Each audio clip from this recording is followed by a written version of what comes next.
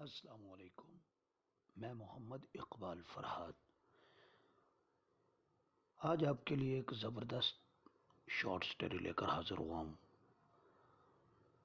یہ نیٹ ہیمسن کی سٹوری ہے، جنہیں نوبل پرائز ملا لٹریچر کے حوالے سے۔ نارویجن رائٹر ہیں، اسکینڈینیوین ادب کی پہچان ہے۔ ان کی یہ مختصر کہانی کا ترجمہ خاقان ساجد نے کیا۔ عنوان ہے شادی مرک۔ تو کہانی سماعت کیجیے۔ کوپن ہیگن میں بندرگاہ کی اندرونی گودی کے قریب ایک سڑک ہے جس کا نام ویسٹر وولڈ ہے۔ یہ نسبتاً نئی اور کم آباد سڑک ہے جس کے دونوں طرف اونچے اونچے درخت ایستادہ ہیں۔ سڑک پر زیادہ گھر تعمیر نہیں ہوئے۔ یہاں گیس لیمپ کے چند ایک کھمبے ہیں اور لوگ خال خال ہی نظر آتے ہیں۔ آج کل سردیوں کے اختتام میں بھی کم ہی کوئی آدمی ادھر چہل قدمی کرتا نظر آتا ہے۔ ہاں، تو کل شام اس سڑک پر مجھے ایک حیران کن تجربہ ہوا۔ میں اس سڑک پر ہوا خوری کر رہا تھا۔ سڑک کے کنارے بنے ہوئے راستے پر میں نے ابھی 2 چکر لگائے تھے کہ مخالف سمت سے مجھے ایک عورت اپنی طرف آتی دکھائی تھی۔ سڑک پر دور دور تک کوئی اور سی روح نظر نہیں آ رہا تھا۔ کھمبوں پر گیس کے لیمپ روشن ہو چکے تھے، مگر پھر بھی مجموعی طور پر سڑک پر اندھیرا ہی تھا۔ اتنا اندھیرا کہ میں عورت کا چہرہ واضح طور پر نہیں دیکھ سکا۔ ہوگی کوئی رات کو دھندا کرنے والی مخلوق، میں نے دل ہی دل میں سوچا اور اس کے پاس سے گزر گیا۔ سڑک کے اختتام پر پہنچ کر میں پلٹا تو میں نے دیکھا کہ دوسری جانب سے وہ بھی پلٹ رہی ہے۔ تھوڑی دیر بعد وہ پھر سامنے تھی۔ ہو سکتا ہے وہ کسی کا انتظار کر رہی ہو، میں نے سوچا، اور مجھے کچھ تجسس بھی ہوا کہ دیکھوں وہ کس کی منتظر ہے۔ باہر کیف میں اس کے پاس سے گزر کر آگے نکل گیا۔ جب تیسری بار میرا اس سے سامنا ہوا تو میں نے اپنا ہیٹ اتارتے ہوئے سر خم کیا اور اس سے مخاطب ہو کر کہا، شام بخیر، کیا آپ کسی کی منتظر ہیں؟ وہ حیرت زدہ ہو گئی اور گڑبڑا کر بولی، نہیں، میرا مطلب ہے ہاں، میں کسی کا انتظار کر رہی ہوں۔ اس کی گھبراہٹ سے صاف محسوس ہو رہا تھا کہ وہ غلط بیانی سے کام لے رہی ہے۔ چنانچہ میں نے اس سے پوچھا کہ جب تک وہ شخص جس کا وہ انتظار کر رہی ہے نہیں آ جاتا، اسے میرے ساتھ چہل قدمی پر اعتراض تو نہ ہوگا؟ اس نے میری تجویز پر قطعاً کوئی اعتراض نہ کیا، بلکہ شکر گزاری کا اظہار کرنے لگی۔ چند لمحوں بعد اس نے خود ہی اعتراف کیا کہ وہ کسی کا انتظار نہیں کر رہی تھی، صرف ہوا خوری کے لیے نکلی تھی۔ ہم دونوں ساتھ ساتھ چلنے لگے اور چھوٹے چھوٹے غیر اہم موضوعات پر بات چیت کرنے لگے۔ چلتے چلتے میں نے اسے اپنا بازو بطور سہارا پیش کرنا چاہا۔ نہیں شکریہ، اس نے نفی میں سر ہلاتے ہوئے کہا۔ اس طرح فضول چہل قدمی کا کوئی فائدہ تو تھا نہیں۔ میں اسے اندھیرے میں دیکھ بھی نہیں سکتا تھا۔ چنانچہ میں نے وقت دیکھنے کے بہانے دیا سلائی سلگائی اور اس کے چہرے کے سامنے روشنی کرتے ہوئے اسے بھی دیکھ لیا۔ 9 بج گئے ہیں، میں نے جیسے خود سے کہا۔ وہ ٹھنڈی ہوا سے ہولے ہولے کانپی تو مجھے موقع ہاتھ آ گیا۔ میں نے بے تکلفی کا سہارا لے کر کہا، تم ٹھنڈ محسوس کر رہی ہو؟ پھر میں نے پوچھا، کیوں نہ ہم کسی جگہ چل کر کچھ پئیں، ٹیوولی میں یا نیشن آئل میں؟ مگر تم خود سوچو، میں اس وقت کہیں نہیں جا سکتی، اس نے جواب دیا۔ اس وقت میں نے پہلی بار محسوس کیا کہ اس نے ایک لمبا سیاہ باریک نقاب پہن رکھا تھا۔ میں نے اس سے معذرت کی اور اپنی غلطی پر اندھیرے کو الزام دیا۔ اس نے جس انداز میں میری معذرت فوراً قبول کی، اس سے میرا دل قائل ہو گیا کہ وہ کوئی ایسی ویسی عورت نہیں ہو سکتی۔ کیا تم میرے بازو کا سہارا پسند کرو گی؟ میں نے ایک بار پھر تجویز دی۔ اس طرح ٹھنڈک کا احساس قدرے کم ہو جائے گا۔ اس نے میری پیشکش قبول کر لی۔ ہم دونوں نے سڑک کے 1-2 چکر لگائے، پھر اس نے مجھ سے وقت پوچھا۔ 10 بج رہے ہیں، میں نے جواباً کہا۔ تم کہاں رہتی ہو؟ گیملے گانگی ہوئی میں رک گیا۔ کیا میں تمہیں تمہارے گھر کے دروازے تک چھوڑنے چلوں؟ میں نے پوچھا۔ نہیں، یہ ٹھیک نہیں ہوگا، اس نے جواب دیا۔ تمہیں تکلیف ہوگی، تم تو بریڈ کیٹ میں رہتے ہو۔ کیوں، میں ٹھیک کہہ رہی ہوں نا؟ تمہیں کیسے پتا ہے؟ میں نے حیرت سے پوچھا۔ اوہ، مجھے معلوم ہے تم کون ہو، اس نے جواب دیا۔ ایک سکوت چھا گیا۔ ہم دونوں بازوؤں میں بازو ڈالے روشن گلیوں میں آ گئے۔ وہ تیز قدموں سے چل رہی تھی اور اس کا باریک نقاب پیچھے ہوا میں لہرا رہا تھا۔ ہمیں جلدی کرنی چاہیے، اس نے کہا۔ ہم گیملے گانگی ہوئی میں اس کے گھر کے دروازے پر پہنچے تو اس نے پلٹ کر میری طرف دیکھا، جیسے اس کی بحفاظت تک معاونت پر میرا شکریہ ادا کرنا چاہتی ہو۔ میں نے اس کے لیے دروازہ کھولا۔ وہ آہستگی سے اس میں داخل ہو گئی۔ میں نے کندھے سے دروازے کو تھوڑا دھکیلا اور اس کے پیچھے گھر میں داخل ہو گیا۔ اندر پہنچ کر اس نے میرا ہاتھ تھام لیا۔ ہم دونوں نے کوئی بات نہیں کی۔ میں نے دیکھا احاطے میں ایک 3 منزلہ عمارت تھی۔ ہم دونوں نے سیڑھیوں سے 2 منازل طے کی اور اس کے بعد تیسری منزل پر آ گئے۔ اس نے اپنا اپارٹمنٹ کا بیرونی بند دروازہ چابی سے کھولا، اس کے بعد ایک دوسرا دروازہ کھولا اور میرا ہاتھ پکڑ کر مجھے اندر لے گئی۔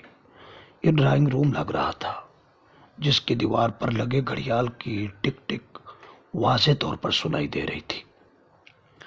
گھر میں داخلے کے بعد اس عورت نے لمحہ بھر توقف کیا اور پھر دفعتاً اپنے بازوؤں میں لے کر لرزتے ہوئے پیار سے میرا بوسہ لے لیا۔ بیٹھ جاؤ نا، اس نے مٹھاس بھرے لہجے میں کہا۔ صوفہ ادھر ہے، میں ذرا روشنی کر دوں، اس نے ایک لیمپ چلا دیا۔ میں نے حیرت اور تجسس سے ارد گرد کا جائزہ لیا۔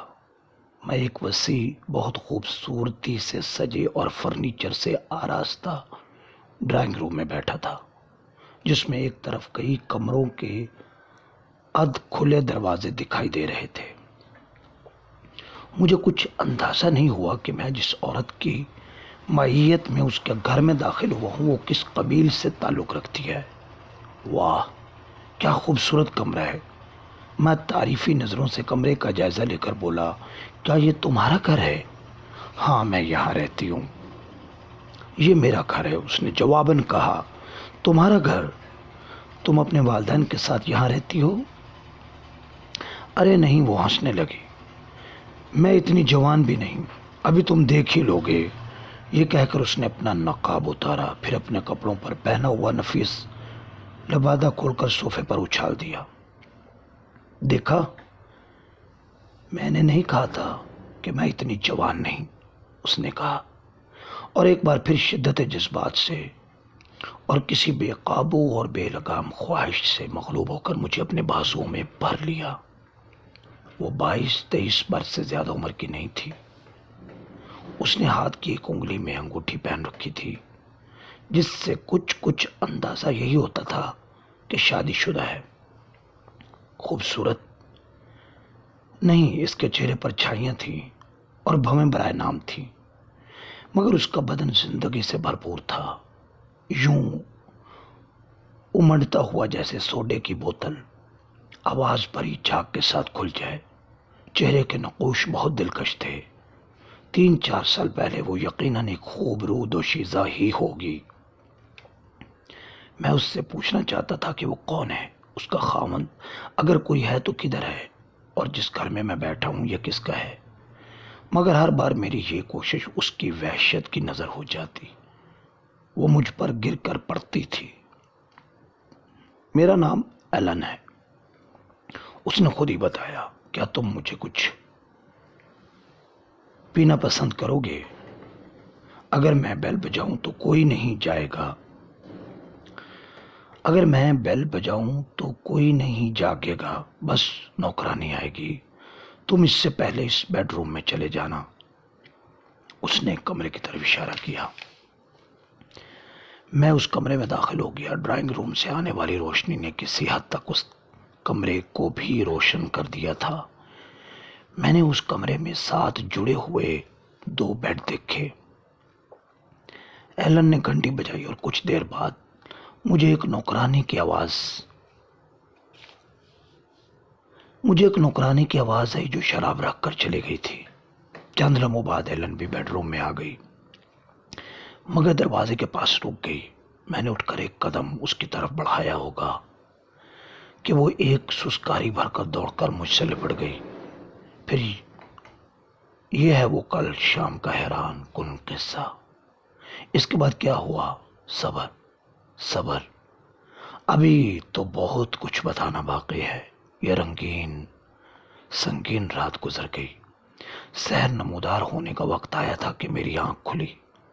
دن کی روشنی کھڑکی کے پردوں سے آہستہ آہستہ اندر داخل ہو رہی تھی۔ ایلن بھی بیدار ہو گئی تھی اور تھکی تھکی مسکراہٹ سے میری طرف دیکھ رہی تھی۔ اس کے سفید مخملی بازو اور سینے کا ابھار بہت دل فریب لگ رہا تھا۔ میں نے سرگوشی میں اس سے کچھ کہنا چاہا، مگر اس نے اپنے ہونٹوں سے میرا منہ نرمی سے بند کر دیا۔ دن کی روشنی پھیلتی چلی گئی۔ 2 گھنٹے بعد میں اٹھ کھڑا ہوا۔ ایلن بھی اٹھ چکی تھی اور لباس تبدیل کرنے کے بعد تیار ہوئی تھی۔ اس نے اپنے جوتے پہنے اور بال ٹھیک کیے۔ یہ وہ لمحہ تھا جب میں نے ایسی چیز دیکھی جو مجھے اب بھی ایک بھیانک خواب کی طرح لگ رہی ہے۔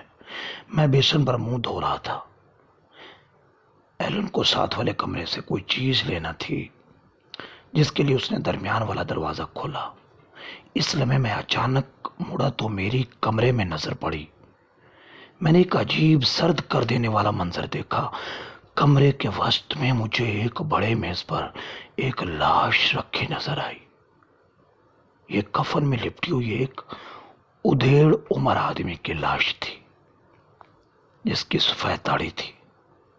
کفن کے اندر سے اس کا ایک سوکھا ہوا کمزور سا گھٹنا نظر آ رہا تھا، اور چادر سے باہر اس کے کمزور بازو اور بھینچی ہوئی مٹھی دکھائی دے رہی تھی۔ اس کا زرد اور بیمار چہرہ بہت بھیانک دکھائی دے رہا تھا۔ اچھی خاصی روشنی تھی اس لیے سب کچھ واضح نظر آ رہا تھا۔ میں نے اپنا رخ پھیر لیا اور منہ سے ایک لفظ بھی نہیں نکالا۔ کچھ دیر بعد ایلن واپس آئی تو میں تیار ہو چکا تھا اور باہر نکلنے کا منتظر تھا۔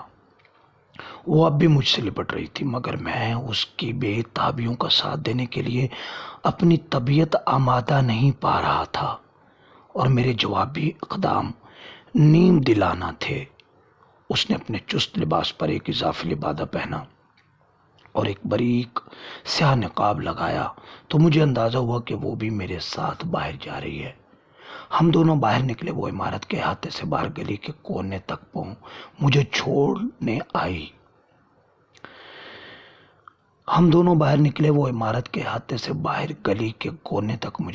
آئی۔ میں اس کے ساتھ بالکل خاموش چلتا رہا، اس سے کچھ نہیں پوچھا۔ گلی کے آخر پر دیوار کی اوٹ میں وہ اس طرح کھڑی ہو گئی کہ کسی کی نظر نہ پڑے۔ اچھا، خدا حافظ، اس نے سرگوشی کی۔ کل شام تک کے لیے؟ میں نے جان بوجھ کر اٹکتے ہوئے پوچھا۔ نہیں، کل شام نہیں۔ کل کیوں نہیں؟ میری جان، زیادہ سوال نہیں کرتے۔ مجھے کل ایک جنازے پر جانا ہے۔ میرے ایک رشتہ دار انتقال کر گیا ہے، ادھر گھر پر ہی، تم نے دیکھا ہوگا۔ پھر پرسوں؟ ہاں، پرسوں ٹھیک ہے۔ میں 10 بجے دروازے پر منتظر ہوں گی۔ اچھا، خدا حافظ۔ میں چلا آیا۔ وہ کون تھی؟ وہ لاش کس کی تھی؟ وہ بھینچی ہوئی مٹھیوں اور بیمار چہرے والا بوڑھا کون تھا؟ اور کس قسم کا بھیانک ڈرامہ تھا؟ میں یہ جاننا چاہتا تھا پرسوں وہ پھر میری منتظر ہوگی، کیا مجھے جانا چاہیے؟ میں وہاں سے سیدھا برنینا کیفے میں گیا اور ویٹر سے ٹیلی فون ڈائریکٹری طلب کی۔ نمبر دیکھتے ہوئے میں کیملے گانگی وی کی فہرست پر پہنچا اور سامنے لکھا ہوا نام دیکھ کر رک گیا۔ تھوڑی دیر بعد صبح کے اخبارات آ گئے۔ کافی پیتے ہوئے میں نے ایک اخبار کے اعلانات والے صفحے پر نظر دوڑانی شروع کی تو اعلانات مرگ کے نیچے مجھے ایلن کی طرف سے دیا ہوا اعلان سر فہرست لکھا نظر آیا۔ نیچے ڈائریکٹری والا پتہ درج تھا۔ اعلان تھا: میرا خاوند مسٹر ہیمسن پجنورسن، عمر 53 ایئر، آج صبح طویل بیماری کے بعد انتقال کر گیا ہے۔ اعلان پر پرسوں کی تاریخ تھی۔ میں دیر تک وہاں بیٹھا سوچتا رہا۔ ایک مرد شادی کرتا ہے، اس کی بیوی اس سے 30 برس چھوٹی ہے۔ ایک دن وہ مر جاتا ہے اور اس کی بیوہ اسے منزل تک پہنچانے سے پہلے خود اپنی منزل حاصل کر لیتی ہے، یعنی ایک تپتا ہوا دن اختتام کو پہنچتا ہے اور تشنگی کی رات ڈھل جاتی ہے۔